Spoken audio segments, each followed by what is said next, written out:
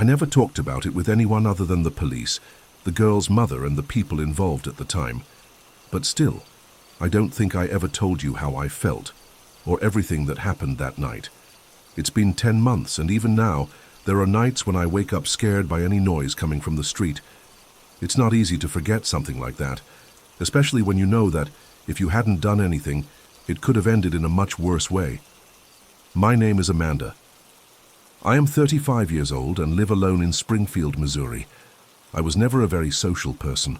In fact, since I entered adolescence, I have always had a certain voluntary isolation, aggravated by a health problem that has been with me for years. I am morbidly obese. I'm still functional. I can get up, cook, shower, all on my own. Of course, taking some breaks to rest, but I can't walk for long. 10 minutes of walking and my legs start to fail. This, added to the constant shame of the looks, made me avoid leaving the house as much as possible. I rarely go to the market alone.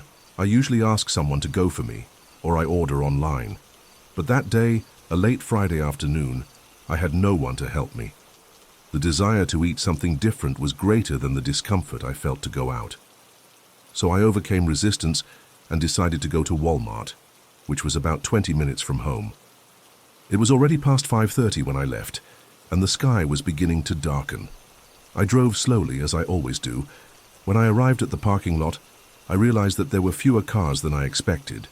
That gave me a certain relief. It meant that the market would probably be emptier too, and I hated the feeling of being watched as if I were a being out of place. I parked the car as close to the driveway as possible and took a deep breath before leaving. I took a motorized cart and got in. The atmosphere was silent, almost monotonous. Some people walked through the aisles, but the place was really empty. Maybe because of the time, maybe it was the day of the week. I didn't care. I just wanted to get my things and go home. I went straight to the aisles I liked, the baked goods, the frozen foods, and of course the pastries. It has always been my weak point. As I walked in the cart slowly, looking for some candy bars, I noticed a movement at the end of the hallway. A man was kneeling next to the shelves, calling for someone in a low, insistent voice. I hardly paid attention at first, but then I saw that he was addressing a little girl who looked about 5 years old. She was standing there, looking at him with a strange expression. She didn't seem happy to see him.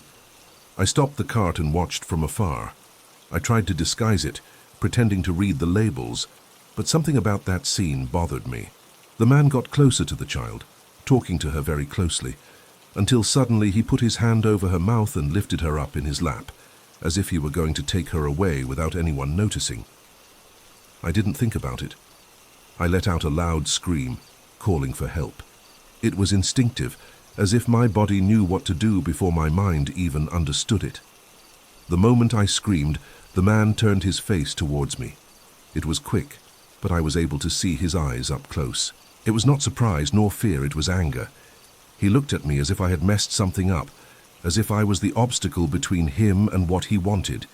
He dropped the girl right there on the floor and ran down the hallway, passing me so close that he almost bumped into my stroller. My whole body trembled. I felt the warm air from it as it passed. It was like a shock, a feeling that stopped me for a few seconds. The child was paralyzed. He didn't cry. He didn't scream. He just stood there, not knowing what to do. Within seconds, employees and a few customers appeared, coming from all directions. I heard screams and hurried footsteps. 2 security guards ran after the man, but he had already disappeared through the corridors. A woman came running, desperate, asking if anyone had seen her daughter. When he saw the girl, he threw himself on the ground and hugged her tightly. She was panicking, saying that she had been distracted by her cell phone and that she only realized when the child was no longer next to her. Someone called the police, but before that, the security guards started asking questions. One of them came to me. He asked if I had seen what happened, and I explained everything as clearly as I could. He was still panting.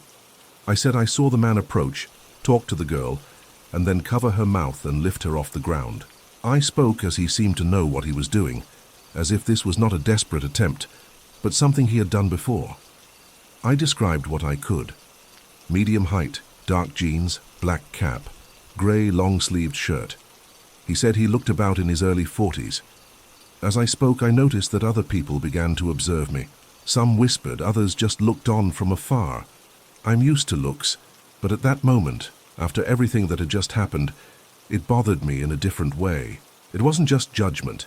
It was as if they were trying to understand who I was in that story. The woman thanked me through tears, said that I had saved her daughter, who did not know how to repay. She took my phone number and said that if the police needed it, she would contact me. I just wanted to get out of there. I was tired, my body aching, and now emotionally drained. I couldn't think about shopping anymore. There were still a few things missing from my list, yet I went straight to the cashier. I paid what I had already taken and left Walmart with the feeling that everyone was watching me. It was as if the tension of the scene had spread all over the place, and now it stuck to me like fine dust. When I arrived at the parking lot, the sky was already completely dark. The parking lot lights seemed dimmer than when I arrived. Maybe it was the contrast with the darkness around me. Maybe it was just my heavy mind. I put everything in the trunk as fast as I could, not caring about the order of the bags. My back was already hurting, my knees tingling, but I just wanted to get in the car and drive away. It was when I approached the driver's door that I saw a bright light hit me in the face, high beams, coming straight towards me. I stopped, instinctively covering my eyes with my hand, trying to see who it was, but I couldn't see anything but the clarity. The car was about 10 meters away, stationary with its headlights on. I looked around. The parking lot was almost empty, no employee, no person around. My heart raced. I thought about turning around and going back inside the market, but my legs weren't responding right. I quickly got in the car, locked the doors and started the engine. The headlight car remained stationary for a second, then turned off the lights. I couldn't see the driver's face. I only saw that it was a dark sedan, maybe navy blue. I backed up slowly, trying to stay calm. When I turned towards the exit, the sedan did the same. I tried not to overthink it. It was Friday night, and there were more people leaving the market. But after 2 blocks, I started to notice that the car kept following me. I made 3 random turns. I entered streets that were not even part of my path. The car behind me repeated them all. I could see the same headlight reflected in the rearview mirror, always at a constant distance. My chest started to hurt. I was sweating, even with the air conditioning on. I squeezed the steering wheel tightly, trying to remember all the instructions I'd heard about chases. That's when I entered a wider street and he approached. And then I saw it. Even though the face wasn't completely lit up, I knew. It was the Walmart man, the same one who tried to take the girl. I would recognize that face anywhere. The panic that took over my body was so great that for a moment I felt no more pain. My whole body was taken by an adrenaline rush that made me forget about exhaustion and accumulated fatigue. I started to accelerate. I had no plan. I just drove, trying to get away. He also accelerated. I wondered what he wanted. If he had been waiting in the parking lot all that time. The idea of him finding out where I lived made me despair. I couldn't go straight home. I made a few more meaningless turns. He followed each one. It was then that, coming towards me, I saw what seemed to be salvation, a police car passing by the main avenue. I signaled with my headlights, honked, waved my arms through the window. The vehicle slowed down and stopped. The man, who was close behind, braked abruptly, swerved and entered another street. The police still did not know what was happening. I had to explain quickly as I tried to breathe. Only after they understood what I meant by the gestures, they decided to accompany me home.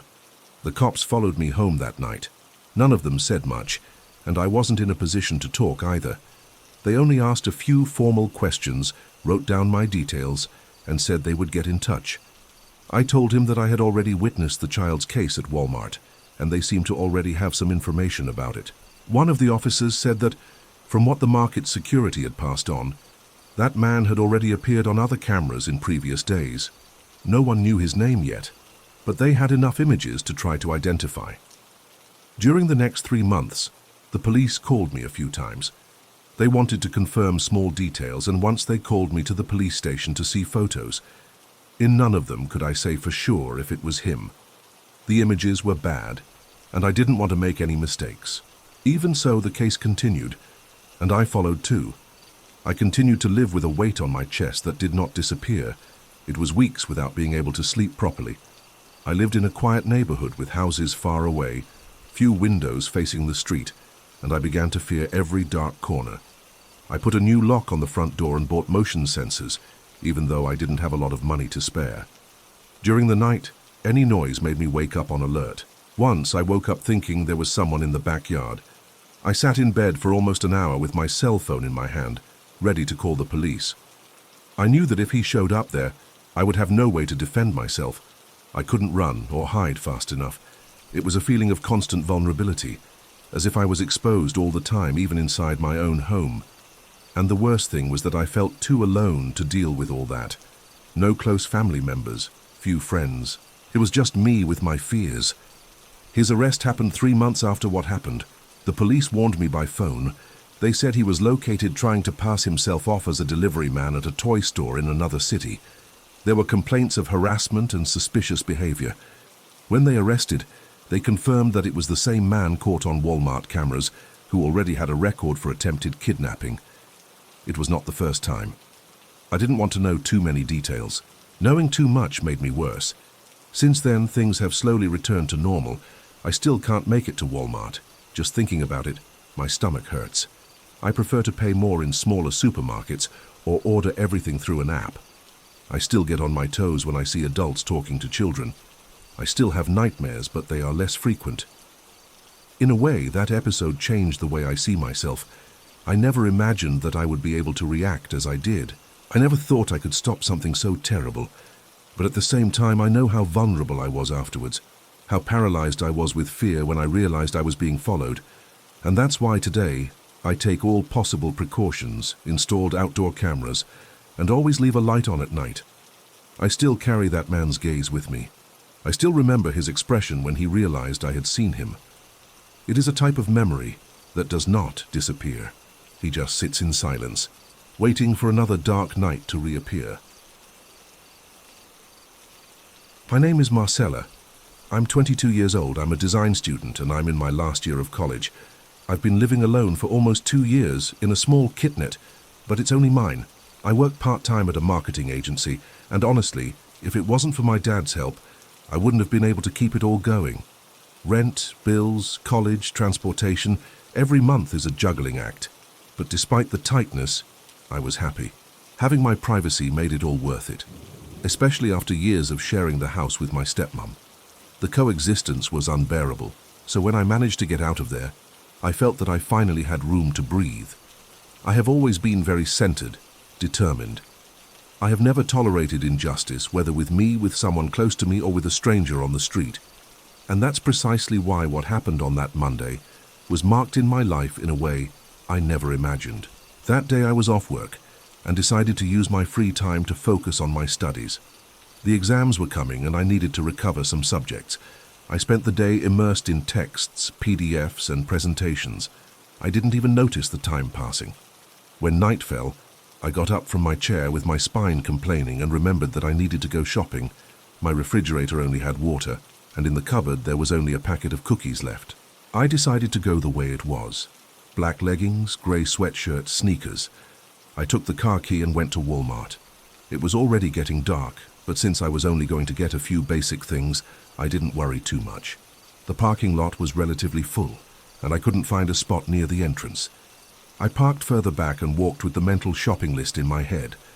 I grabbed fruits, vegetables, some frozen food, and a few cleaning things, and went straight to the cashier. That's where it all started. In line, a man right in front of me started to complain to the cashier girl. She must have been about 18 years old at most. I had passed a product twice by mistake and was trying to cancel, all embarrassed. He started calling her dumb, slow, incompetent. With each sentence, he said the girl was getting smaller.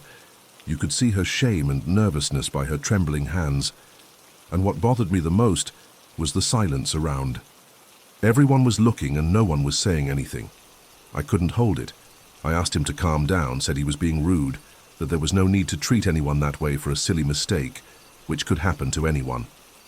I spoke in a calm, polite tone, trying to diffuse the situation, but it was at that moment that he looked at me, and I will never forget that look. Cold, spiteful, like I had touched something he hid. He stared at me for seconds too long and said in a low, firm voice, "Don't get involved or you'll regret it." And then, what I would never have imagined on that ordinary Monday began. So I said as firmly as I could that I didn't like injustice and that I wouldn't be silent in the face of that absurdity. I said that it had just been a silly mistake, that it didn't hurt him at all, and that I wasn't going to let it go as if it were normal. He stared at me for a few seconds in silence. He didn't answer.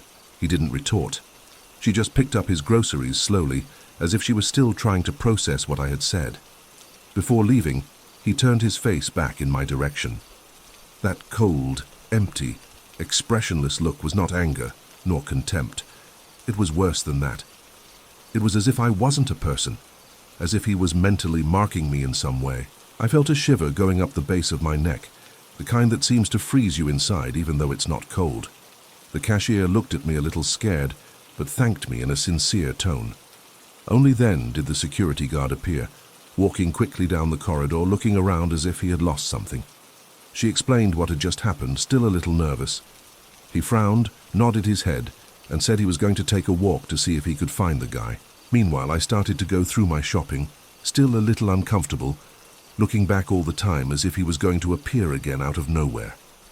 The girl thanked him once again, said that that man had appeared there other times, and that he always seemed strange, but had never caused any problems until then. That only made me even more suspicious. When I finished paying, I grabbed my bags, headed towards the exit. Almost reaching the glass doors, the security guard appeared again. She called me discreetly and said that she took a walk in the supermarket, including in the back, but that she did not see anyone else with the characteristics she described. "I think he's already gone," he said, with a kind of automatic tone, as if he's already used to weird situations and isn't impressed by anything anymore. I thought for a second about asking him to accompany me to the car, but at that moment, someone called his name. He wished me a good night, turned his back and walked away in a hurry. I stood there for a few seconds, rethinking whether I should really go to the car alone. I took a deep breath, adjusted the bags in my arms, and continued walking. The automatic door opened, and that coldest wind of the night made me shiver again, but this time for another reason. The parking lot was half empty, with few cars and streetlights interspersed, creating several dark areas. It was the kind of place that gets too quiet at night, with only the sound of your own footsteps echoing off the floor. I looked around before continuing and hurried, trying to stay calm, but each step seemed to make my heart beat a little faster. I was walking towards my car, still processing everything that had happened inside. The parking lot lights were dim, creating strange shadows between vehicles. Even so, I tried to stay calm, holding on tight to my bags, and my thoughts scrambled. It was then that I heard footsteps behind me. They were not fast, but constant, heavy. I turned around immediately. It was him, standing a few meters away, that same man, with that hard look, standing as if he had followed me since he left the supermarket. My heart raced so much that it felt like it was going to come out of my mouth. I could hear his beat in my ear. He began to walk slowly towards me and, without taking his eyes off me, said in a low and angry voice, "Say now what you were talking about inside." At the time, my voice failed. I tried to look firm, but I could only say with bated breath, "I didn't say anything too much. I just asked you to calm down." My hand trembled inside the bag as I fumbled desperately for the car key. The noise of my own movement seemed too loud, as if everything around me had fallen silent. I kept my eyes on him, each step closer, more threatening. I started to back up slowly, heading towards the car that was right behind me. My feet felt heavy, and with each step of his, the distance between us narrowed dangerously. It was then that I felt his hand grabbing my arm tightly. The groceries slipped out of my hands, falling to the floor with a dry noise, scattering everything around. I screamed. I screamed as loud as I could, not thinking about anything, just letting despair take over. He pushed me hard and I fell to the ground, the skin on my arms grating on the cold, rough floor. He came on top of me, his eyes wide, and I could only scream, asking for help for someone. At that moment, all that went through my mind was that something horrible was going to happen. I felt his hands trying to hold me, and panic suffocated me. That was when, out of nowhere, two men came running, as if they had appeared from the dark and threw themselves on top of him. The force with which they pulled him made me retreat even further to the ground. They yelled at him to stop, tried to get him off me, and he still resisted, trying to let go, cursing, completely out of his mind. One of them held his arms behind his back. The other pushed him with his knee against the ground. Even though he was restrained, he still struggled, but the two men managed to keep him imprisoned. I was sitting on the floor, shaking, trying to make sense of what had just happened. My hands were scratched, my skinned knee hurt, but none of that mattered at that moment. One of the men turned to me and asked if I was okay, and I could only shake my head. My face was warm, and I could taste fear in my mouth. People started to approach, and someone shouted that they had called the police. I had never felt something so terrifying, so invasive, as if I had no control of what was happening. At that point, 3 security guards came running. One of them recognized me at the time. It was the same security guard who had gone to look for that man after the confusion at the cashier. He came straight up to me with a visibly worried expression and asked if I was okay, while the other 2 kept the attacker on the ground, immobilized. One of them called the police again, urgently. I was shaking so much I could barely answer. My whole body was in shock. The minutes that followed were of indescribable anguish. It took the police about 20 minutes to arrive, but to me it seemed that time had frozen. I was sitting on the floor of the parking lot, with a thin blanket that someone had brought me, trying to calm me down. Some people approached me to offer help, but I could hardly understand what they were saying. When the police finally arrived, they first talked to the security guards and then came to talk to me. I told everything in my voice, still trembling, from start to finish. The cashier girl was also heard and gave her testimony, telling everything that had happened. Shortly after, the police received information about the man. To my amazement, he already had a history of accusations for assault on 2 ex-girlfriends, involvement in fights at parties, and even a record for the use of illegal substances. Hearing that gave me butterflies in my stomach. He was handcuffed right there without any chance of escape and placed inside the vehicle. Even with his arms tied, he still looked in my direction before getting into the police car. That icy look, full of anger, that made me nauseous. After he was taken, I was completely bewildered. My thoughts were scrambled. I didn't even know what to do or where to go. That's when I took out my cell phone and called my father. When he answered and I heard his voice, I collapsed for good. In less than 15 minutes he arrived. He hugged me tight and said that everything was fine now, but I knew that the scare would not pass so quickly. It took me a few days to resume my routine. She walked the streets looking back, afraid of being followed. She was terrified of entering parking lots alone, even during the day. What if that man was released? What if I sent someone after me? These thoughts tormented me. Gradually, with the support of my family and friends, I resumed my life. It's been a few months since that day, and although I'm better, I still bear the marks of trauma. Sometimes I wonder if I did it right, if I should have been involved in that situation, but as much as fear silences me at times, I think that deep down I couldn't act differently. I've never been able to stay quiet in the face of an injustice, and I think, even after all, that's still part of who I am.